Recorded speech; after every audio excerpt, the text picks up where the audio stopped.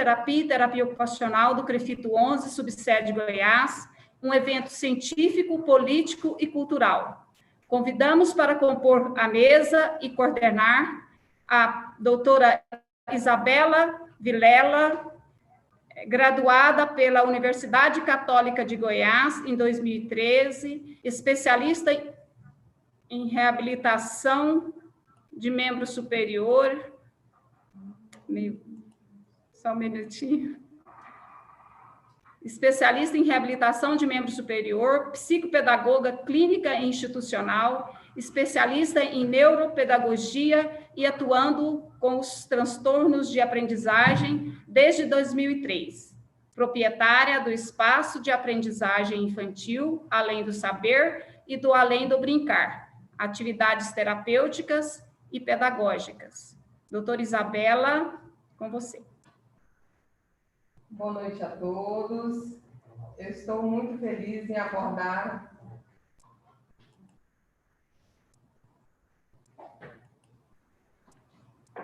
Boa noite a todos. Estou muito feliz em abordar um tema que para mim é muito caro, que é o trabalho da terapia ocupacional no contexto escolar. Eu gostaria de agradecer primeiramente ao CREFITO 11, subsede Goiás, a comissão organizadora desse evento, nas pessoas da doutora Marta, a doutora Rosa e a doutora Valéria, pela oportunidade e pelo convite. Então, como sabemos, o terapeuta ocupacional ele é o profissional responsável pelo uso terapêutico das atividades e das ocupações humanas. Sabemos também que a escola é a principal ocupação das crianças e dos adolescentes e é um ambiente em que eles passam grande parte do tempo. E é nesse espaço que acontecem as atividades cotidianas, a AVDs, as relações socioafetivas. Então, por isso, é fundamental a importância da intervenção do terapeuta ocupacional por várias vias, quando qualquer fator prejudicar o desempenho ocupacional e funcional desses alunos.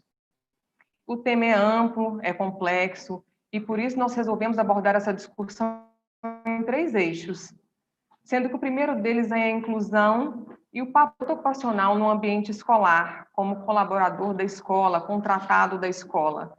Então, para abordar sobre inclusão e o papel do terapeuta ocupacional como colaborador, fazendo a intervenção desde o momento que a criança inicia sua vida escolar na educação infantil, avaliando os aspectos motores, cognitivos e sociais, eu convido a terapeuta ocupacional, doutora Marlene Sartin, graduada em terapia ocupacional pela PUC Goiás, especialização em psicopedagogia clínica e institucional, extensão universitária em Bobat, integração sensorial, estratégias e bases da educação especial para pessoas com síndrome de Down, terapia intensiva no protocolo PED-ASULT, screener para rastreamento da síndrome de Irlen e formação em síndrome de Down. Seja bem-vinda, doutora Marlene.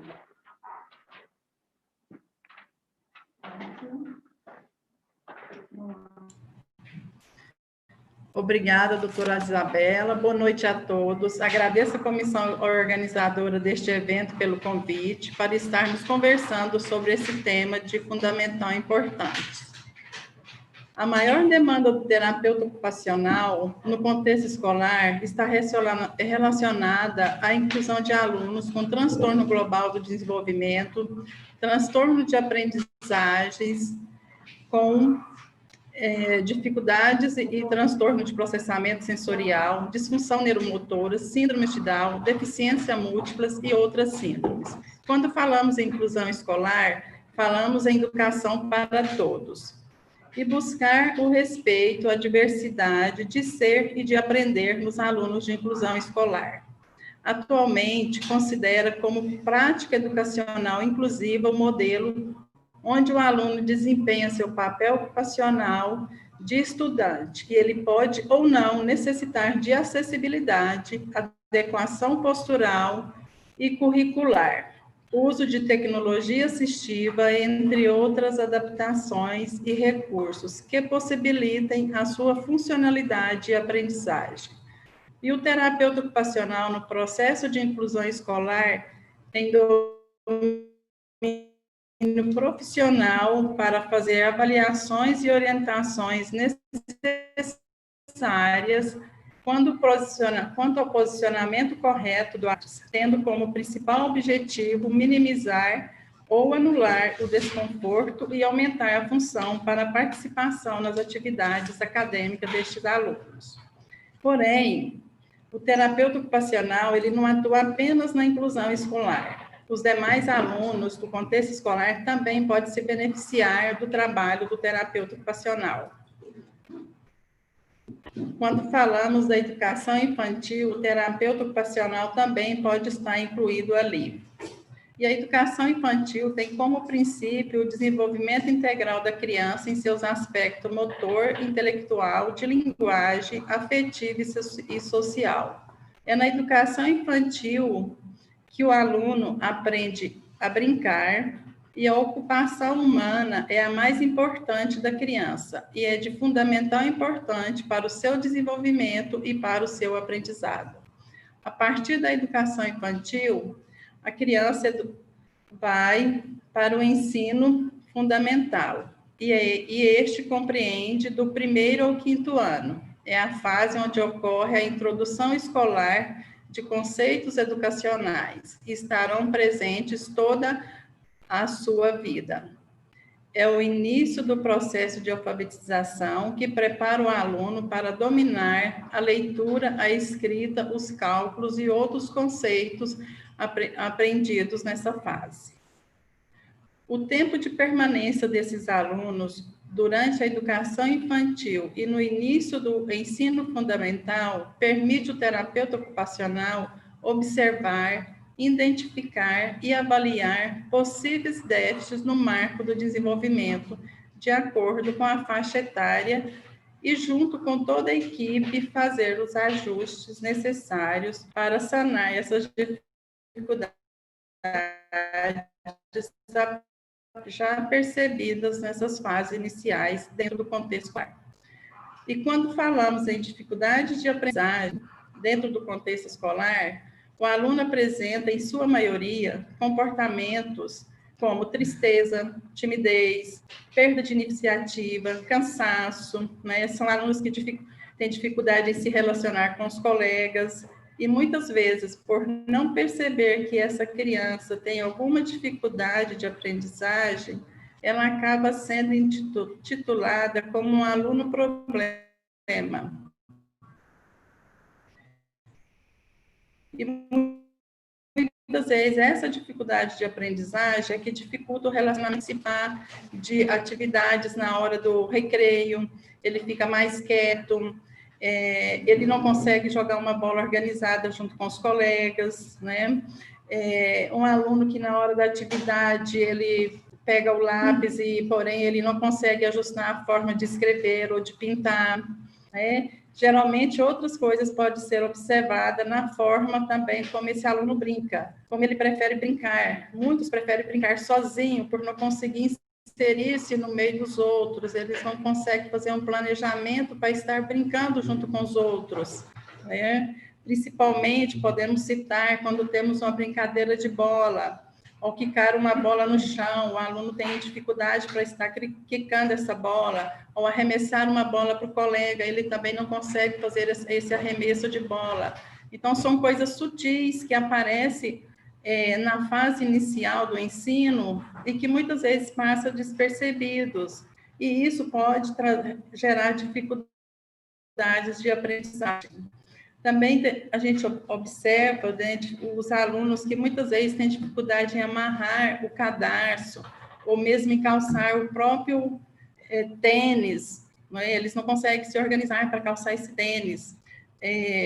Quando vai correr na hora do recreio, por exemplo, fazer a brincadeira de pique-pegue, ele corre de forma organizada, ele não sabe a hora dele correr para fazer o pega, ele não sabe a hora que ele tem que correr para desviar do aluno, para não ser pego por esse aluno. Então, ele fica, de uma certa forma, desorganizado nesse planejamento motor junto com os alunos, né? Então, são coisas bem sutis apresentadas e que podem ser sanadas.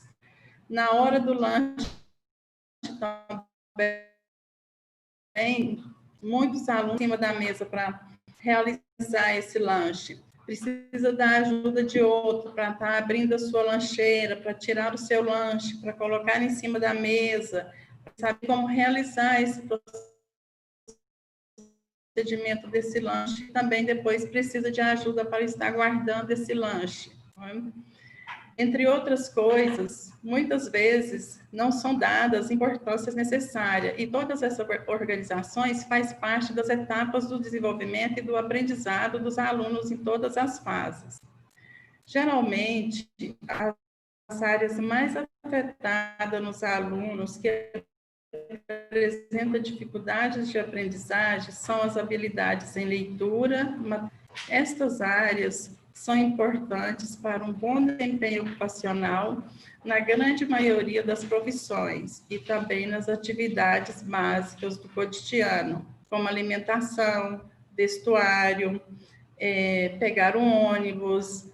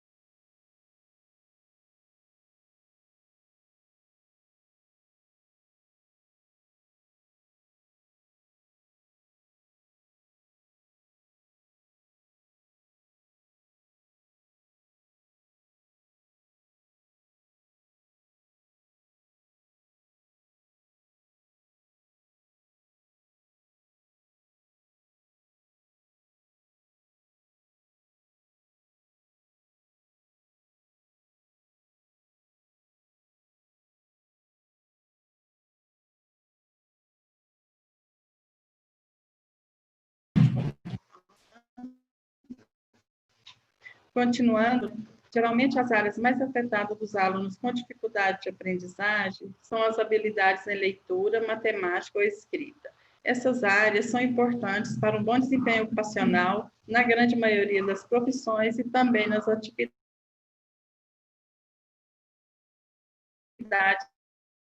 básicas do cotidiano. A ação envolve o processamento de informações relacionadas à atenção, à percepção visual, o processamento da linguagem, a coordenação motora global e motricidade fina. Dentre as dificuldades de aprendizagem mais citada, temos o transtorno do déficit de atenção, transtorno do déficit de atenção e hiperatividade, dislexia, disgrafia, desortografia, descalculia, dislalia, dispraxia. E, de um modo geral, todas elas atingem o processo de escrita.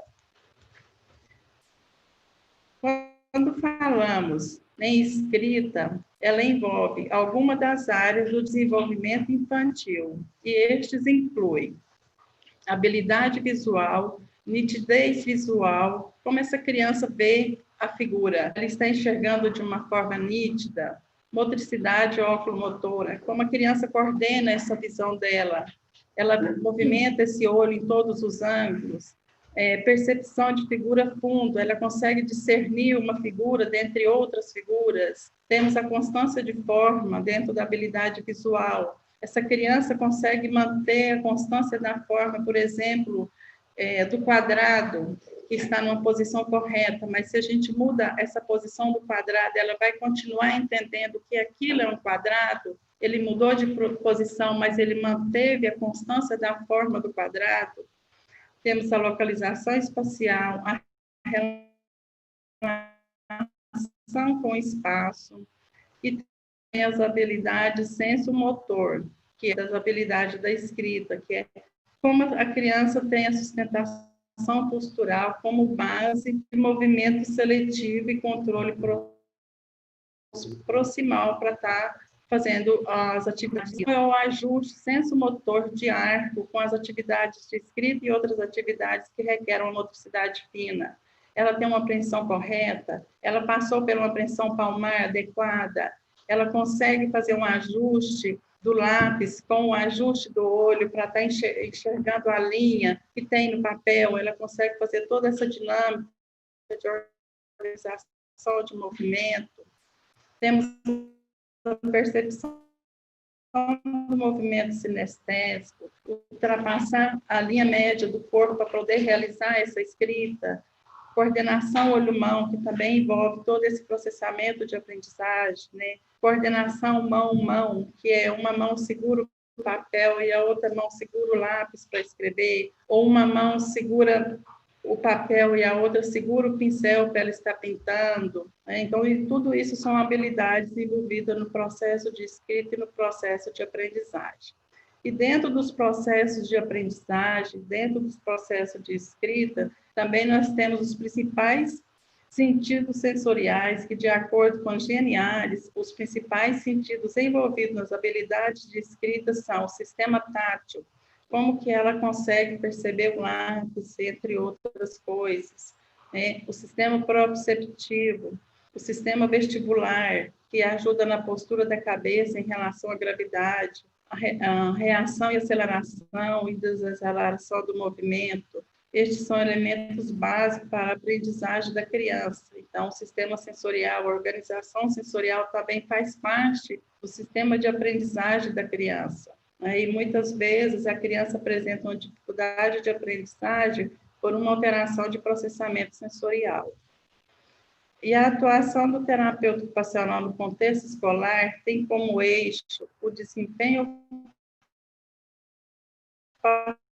ocupacional do estudante nos diversos espaços, observação sistemática ou não nos espaços de aprendizagem para avaliar o desempenho ocupacional do aluno, colaborar nos processos de acesso, permanência e conclusão dos alunos em todas as modalidades, etapas e nível de ensino.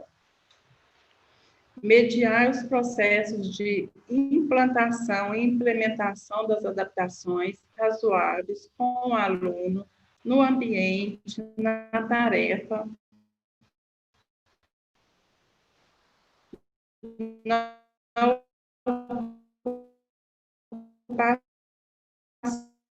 ocupação, visando o desempenho profissional do aluno dentro do contexto escolar. Colaboração e ação do desenvolvimento individual dos estudantes. Avaliar, identificar, analisar e intervir nas demandas gerais ativas. No contexto escolar, crianças e adolescentes têm a oportunidade de ampliar sua visão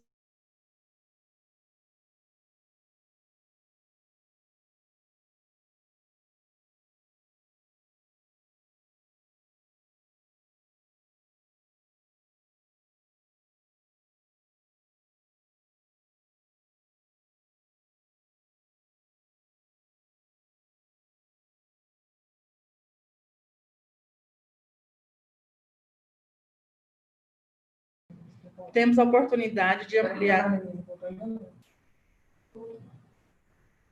Voltando aqui um pouquinho atrás, no contexto escolar, crianças e adolescentes têm a oportunidade de ampliar sua visão de mundo. E isso só é possível quando a família trabalha em conjunto com a escola. Portanto, o terapeuta ocupacional também, em parceria com a família, a equipe pedagógica, os coordenadores, professores, pedagogos e psicopedagogos e os demais profissionais da escola, bem como os profissionais que se encarregam da alimentação e higienização das crianças, trabalham em conjunto visando contribuir para o desenvolvimento dos alunos. Todo esse trabalho tem que ser feito por uma equipe multi e interdisciplinar, favorecendo o desenvolvimento de todos os alunos dentro do contexto escolar. E o terapeuta ocupacional é de suma importância e está inserido dentro deste contexto. A princípio, seria isso, minhas considerações, e devolvo a palavra à nossa coordenadora, doutora Isabela Vilela. Obrigada a todos pela atenção.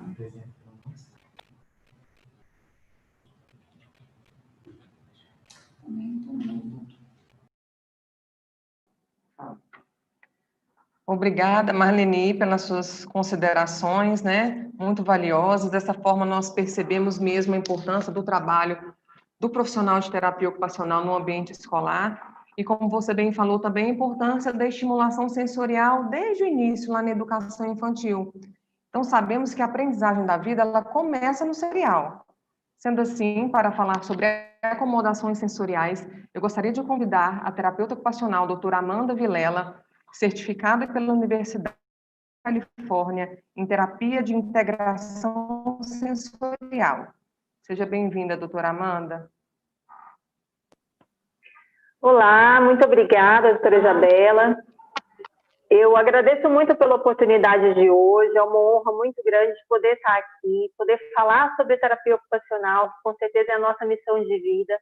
Agradeço ao Conselho por um evento tão lindo, que tem a intenção tão nobre de unir a nossa profissão, unir esses profissionais, a trazer cada vez mais a sociedade para dentro dessa realidade que tem transformado cada vez mais vidas, trazendo realmente aquilo que a gente vive como essência, né?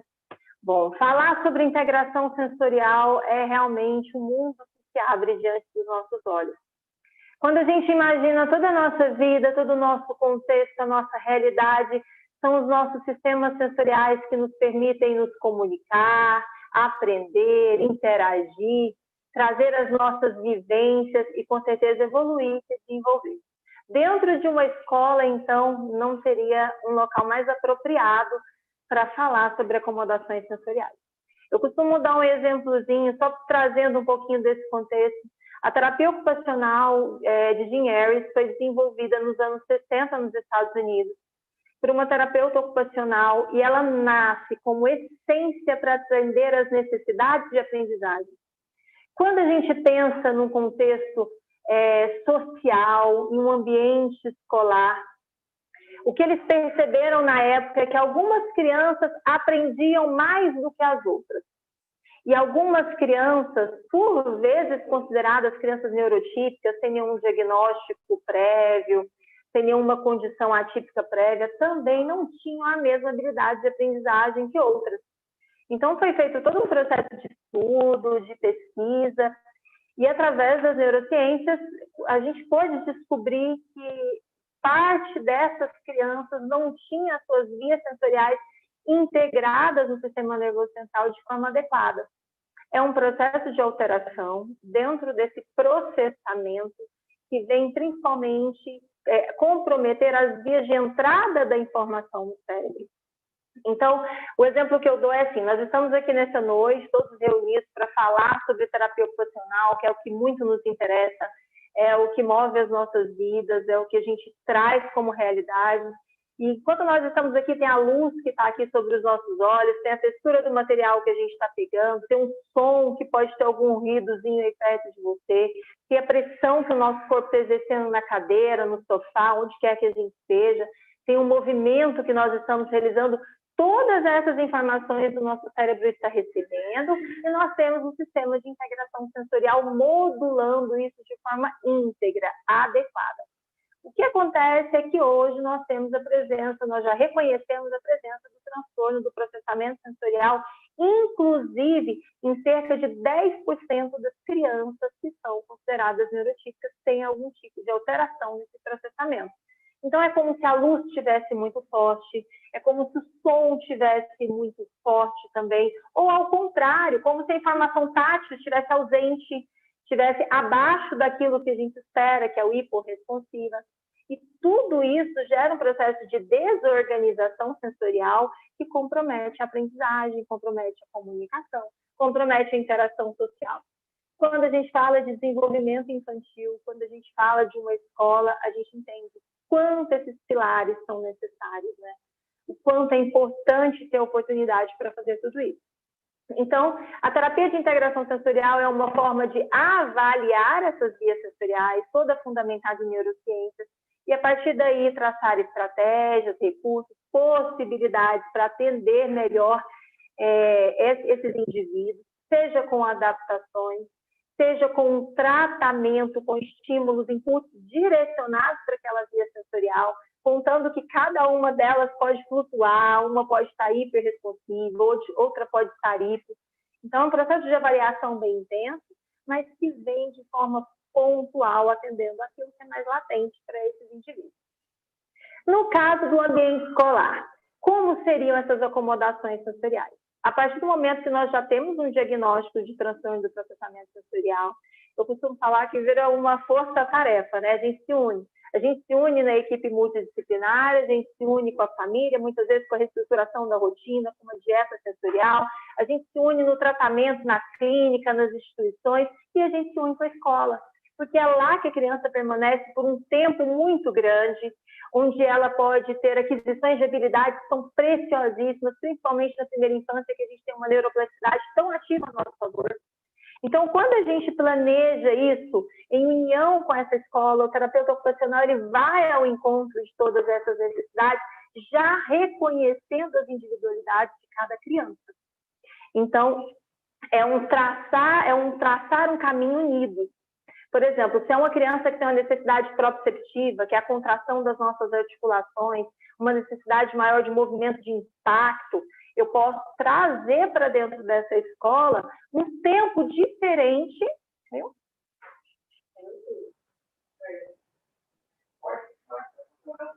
Um tempo diferente de modulação durante as atividades. Tá indo aqui? Um tempo mais prolongado, um tempo mais curto, dependendo de cada necessidade.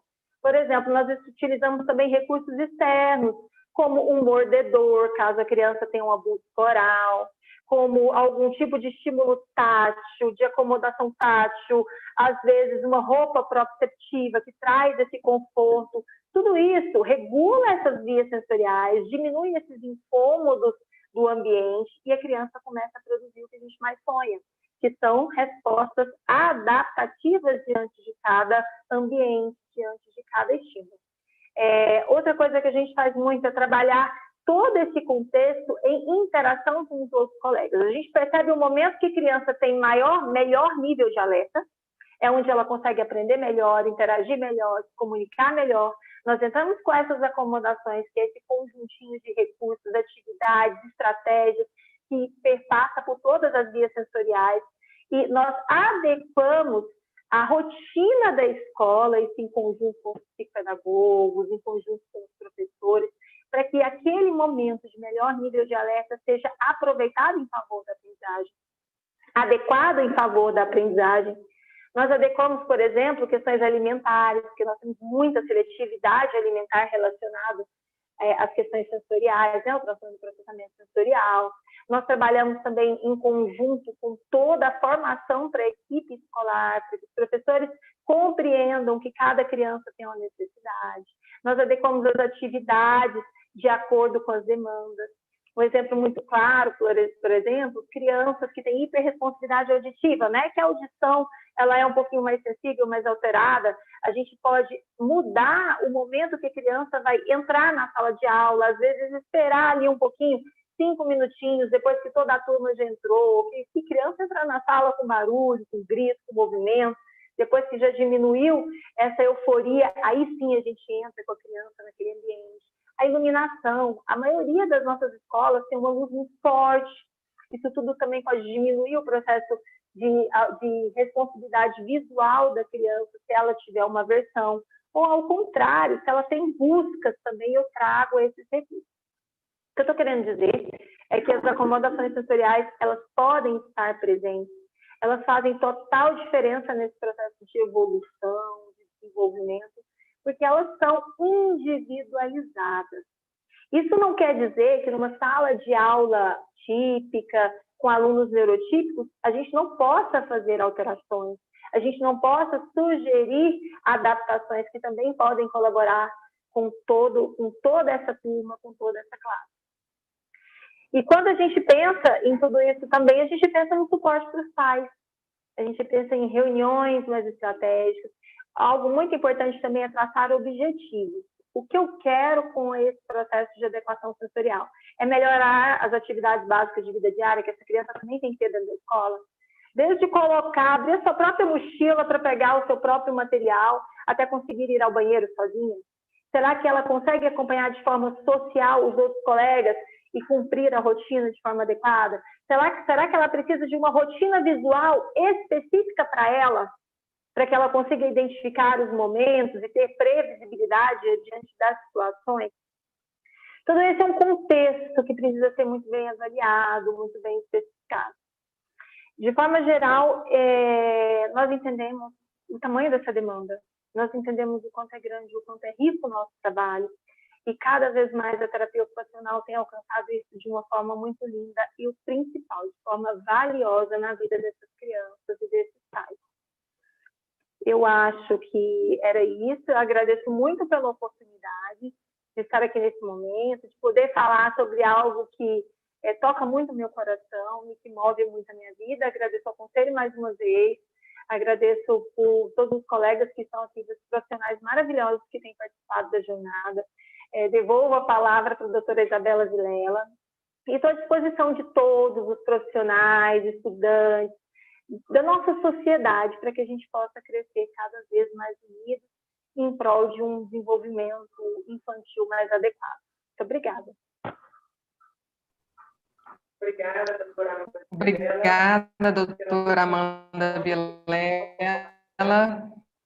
Ação sensorial é muito da terapia ocupacional, né? E a gente fica muito feliz com essas colocações. Então, sendo assim, para facilitar o processo de aprendizagem escolar, nós precisamos garantir que os alunos eles tenham condições e acesso a ferramentas, né? Para que e tecnologias assistivas no contexto escolar. Eu gostaria de convidar a doutora Ariana, terapeuta ocupacional, graduada pela PUC em 2004, especialização em reabilitação do membro superior pela Faculdade de Ciências Médicas de Minas Gerais, especializada em intervenção precoce e formação em TEA pela Inclusão Eficiente, aplicadora do teste de desenvolvimento Denver 2 e atuou na área de educação inclusiva há mais de 10 anos.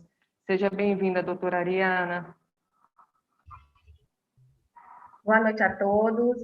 Boa noite à bancada. Muito obrigada mais uma vez a Isabela, ao Cristo, que nos proporcionou esse momento maravilhoso para estarmos aqui falando um pouco da atuação da terapia ocupacional. E hoje eu trago para vocês uma temática muito importante dentro do ambiente escolar, que seria a adaptação curricular e a tecnologia assistiva. Bem, para falar de tecnologia assistiva, primeiro precisamos entender o que seria isso, né? São produtos, recursos, metodologias, estratégias, tudo que promova funcionalidades do indivíduo com alguma deficiência, incapacidade ou mobilidade reduzida, promovendo a ele a autonomia, a independência, a qualidade de vida e também a inclusão escolar. O surgimento da tecnologia assistiva não é uma coisa nova. Já surgiu desde o período da guerra, quando soldados que retornavam do combate traziam uma sequela consigo. Então, esses recursos eram utilizados para que eles voltassem com independência a desempenhar as atividades de vida diária. Aqui no Brasil, a finalidade desse recurso surgiu em 2011, com a finalidade de oferecer maior acessibilidade a pessoas portadoras de necessidades especiais, garantindo acesso à educação, à inclusão, atenção à saúde e acessibilidade. E dentro do ambiente escolar, como que podemos definir o uso dessa tecnologia?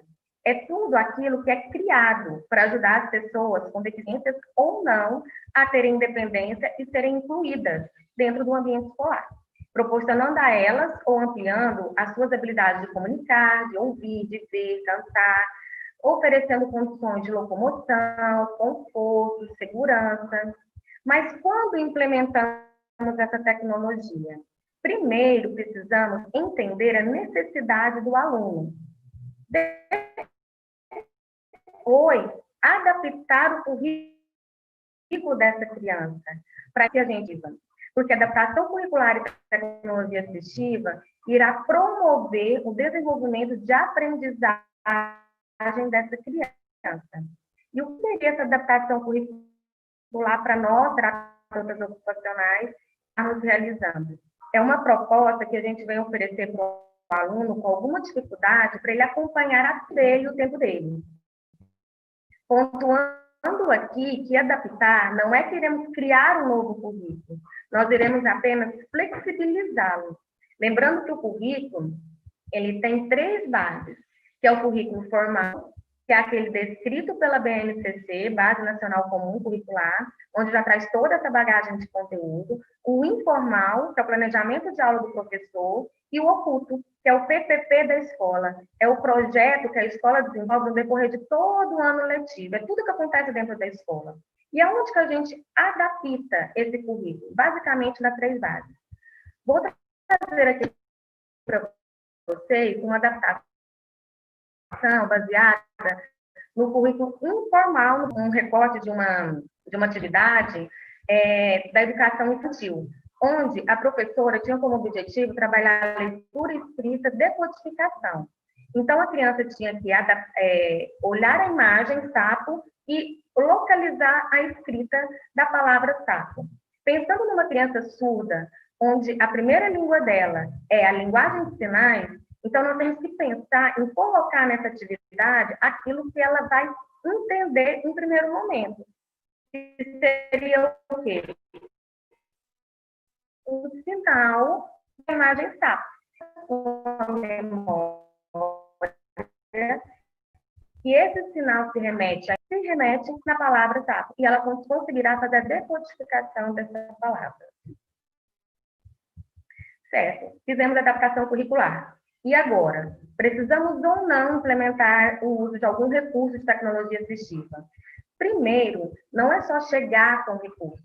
A gente precisa avaliar a habilidade que a criança tem, identificar a necessidade que ela nos traz, testar o equipamento de recurso e adaptação que estamos propondo a ela, observar se o resultado foi atingido ou não. Se não, a gente precisa testar um outro equipamento de tecnologia assistiva.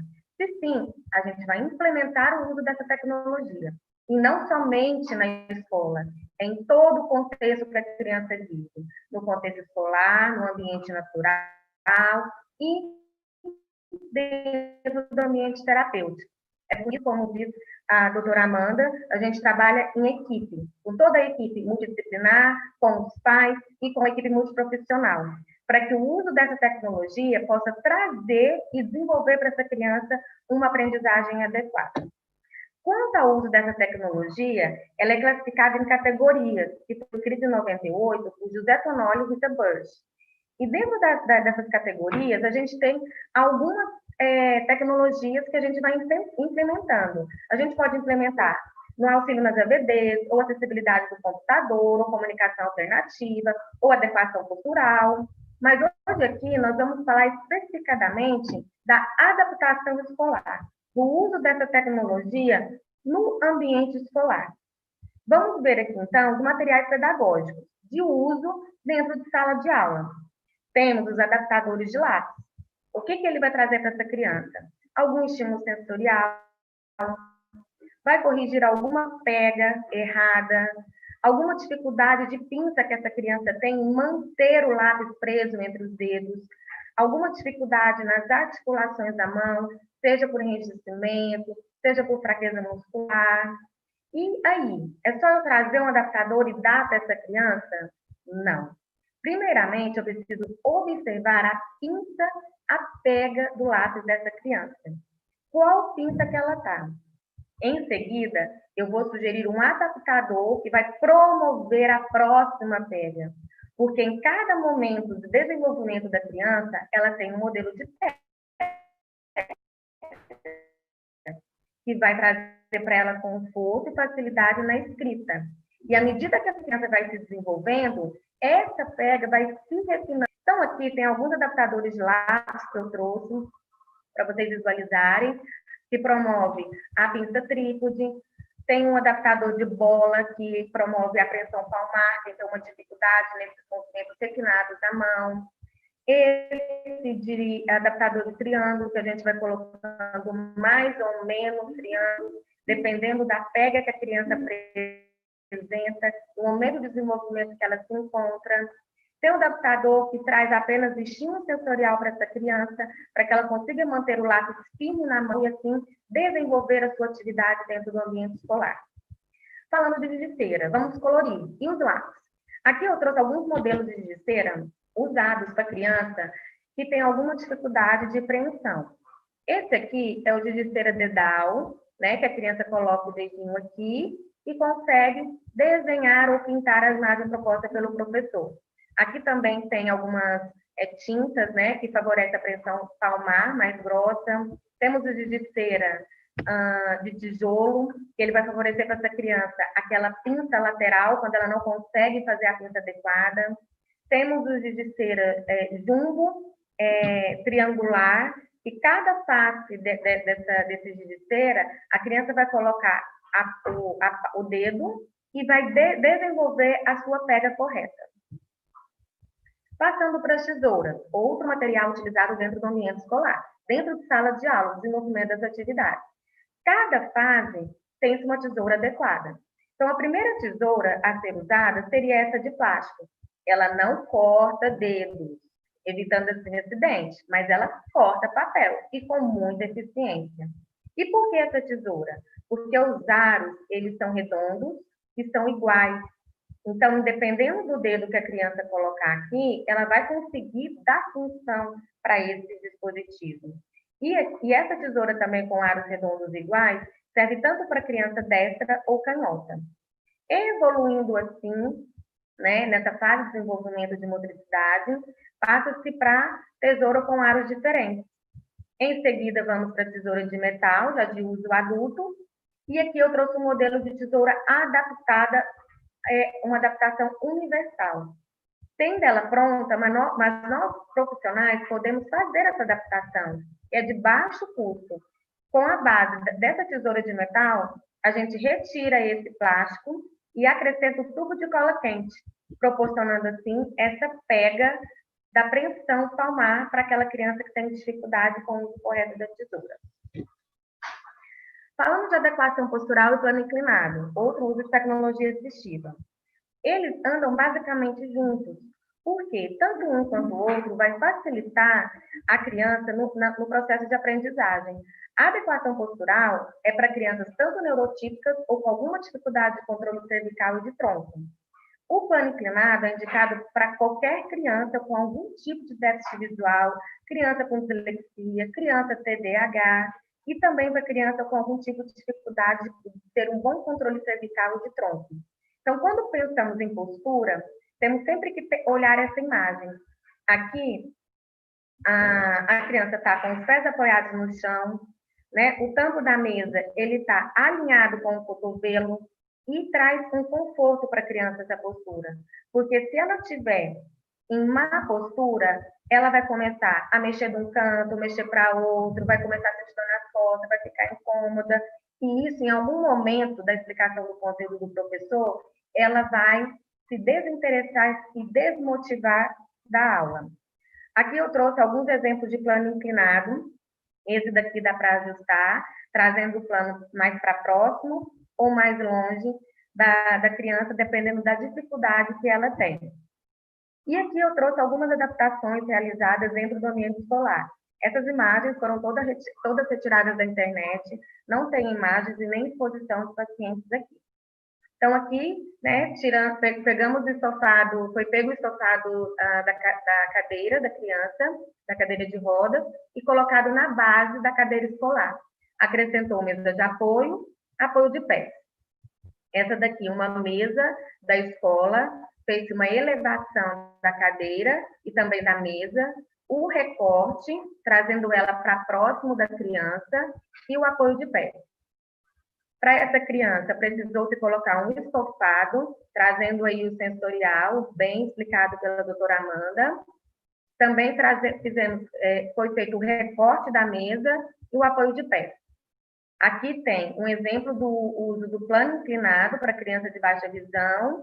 E aqui também é uma mesa de apoio, também inclinada, acoplada na cadeira de rodas da criança. Comunicação alternativa. É um uso também de uma tecnologia assistiva muito comum dentro do ambiente escolar. É usado para algum aluno, alguma criança que tem algum distúrbio ou deficiência na produção ou compreensão da fala e linguagem, incluindo também a escrita. Mas não é simplesmente nós fazermos as plaquinhas de comunicação. Precisamos primeiro entender qual que é a resposta dessa criança. E para isso, depois que a gente entende qual que é a resposta dessa criança, a gente vai indicar o uso de qual seria a comunicação alternativa mais adequada. Temos a comunicação alternativa, que é quando a criança tem fala ausente ou não funcional, aumentativa, para complementar a fala já existente dessa criança, temporária, usada em pós-operatório, permanente, é por toda a vida dessa criança, sem ajuda, quando a criança produz uma mensagem com o próprio corpo, seja por piscar de olhos, seja por apontamento. Com ajuda, a criança vai necessitar de uma pessoa para interpretar o que ela está dizendo, seja com palavras ou símbolos, e a independente é quando usamos os dispositivos eletrônicos, às vezes seguido por comandos de voz ou por piscar de olhos. Então, aqui tem as canchinhas, né?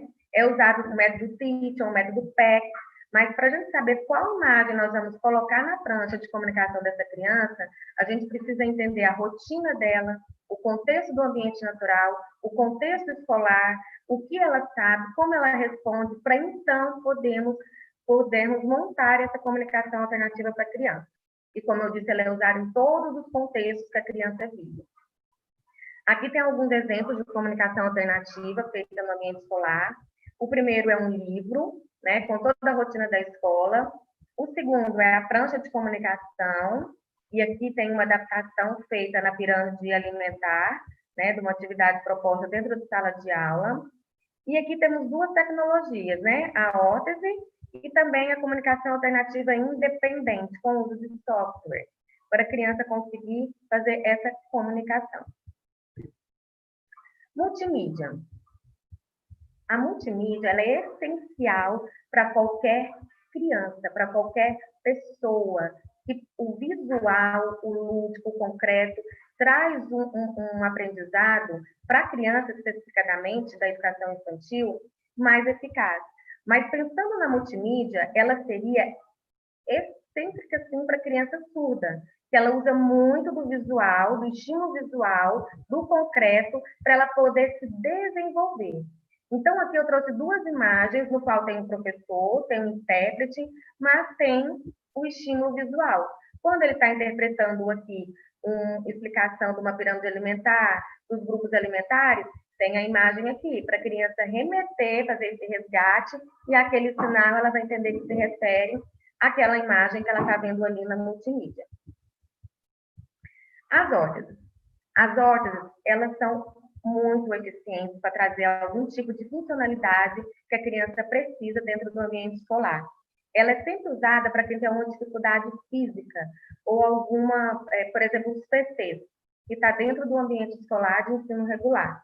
Aqui tem um modelo de órteses feito por uma grande amiga, Amanda Quintanilha, e chamo a atenção para essa órtese em específico, que aqui tem um adaptador de lápis para aquela criança que faz a pressão palmar, mas não consegue ter a força para manter esse lápis na palma da mão. Então, encaixamos o lápis aqui e a criança consegue ter a sua funcionalidade, pois ela tem flexão e extensão de punho, supinação, pronação, todo o movimento, mas não consegue prender esse lápis na mão. Aqui alguns outros modelos de órteses, eu trouxe para vocês verem como é usado dentro do ambiente escolar também. Bem, essa foi a minha fala, trouxe para vocês alguns recursos que a gente utiliza dentro do ambiente escolar, Lembrando que a gente faz adaptação em qualquer contexto da criança, mas o ambiente escolar é aquele que ela fica uma maior parte do tempo e precisamos promover esse aprendizado para a criança. Quem tiver, deixei aqui o meu Instagram, meu e-mail, para quem tiver alguma pergunta, alguma dúvida, estarei à disposição. Muito obrigada mais uma vez a Isabela, ao Crefito, e estou adorando essa semana de muitos conhecimentos. Boa noite a todos. Devolvo a fala para a doutora Isabela.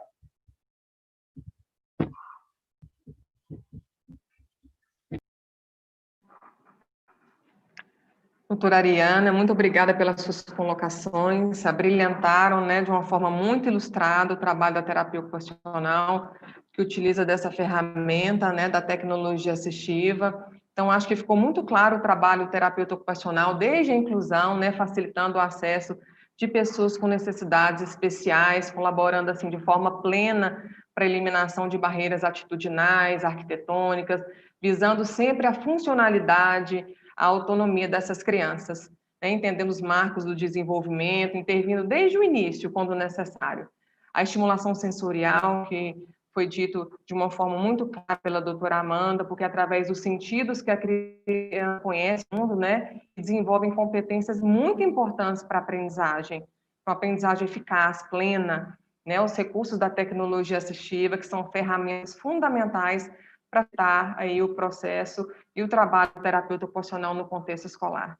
Dessa forma, eu finalizo essa mesa redonda agradecendo muito mais uma vez ao Conselho, às meninas da comissão organizadora, às minhas colegas de mesa pela participação, pelo empenho, doutora Marleni, doutora Amanda, doutora Ariana, muito obrigada ao público pela participação e até a próxima. E agora eu devolvo a palavra à doutora Marta. Belíssima apresentação, meninas. Parabéns, doutora Isabela, parabéns, doutora Marleni, doutora Ariana e doutora Amanda. Agradecemos a cada uma de vocês por acreditarem neste projeto, pela dedicação e por dividir conosco tanto conhecimento. Muitíssimo obrigada e sejam bem-vindas sempre ao nosso conselho.